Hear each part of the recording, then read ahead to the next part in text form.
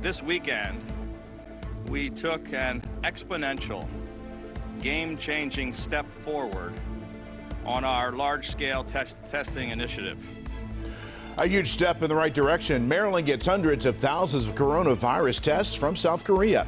Hello, everyone. I'm Vic Carter. The project to acquire those tests was dubbed Operation Enduring Friendship and began a month ago. The state received 500,000 test kits from a company named Lab Genomics. Those tests cost $9 million. It comes as at least 854 new cases were reported here in Maryland, bringing the total to more than 13,600. The state's death toll now tops 500 with 30 new deaths.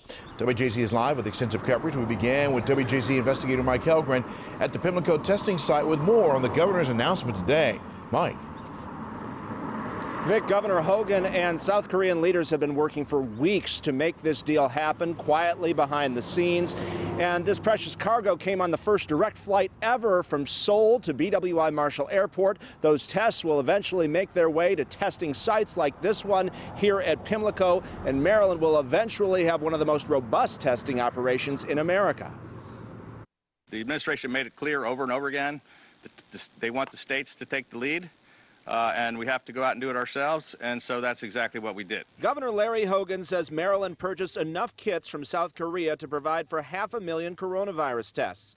They arrived over the weekend. He and First Lady Yumi Hogan greeted the Korean air jet that landed at BWI Marshall Airport. So it can help us isolate and do our contact tracing and keep people safe all across the state and help us with our reopening. The governor credits the First Lady, a Korean immigrant, with helping secure the deal. Literally will help save the lives of thousands of Marylanders. Hogan says the partnership with Korea is called Operation Enduring Friendship.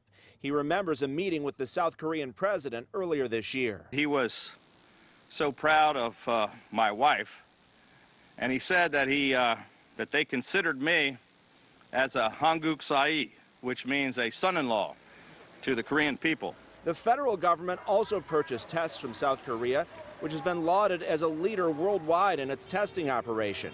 But this is the first sale brokered by an individual state. The tests will cost Maryland $9 million. $9 million to try to, keep hundreds of thousands of people safe and to protect thousands of lives and to get our economy back on track seems like a pretty worthwhile investment.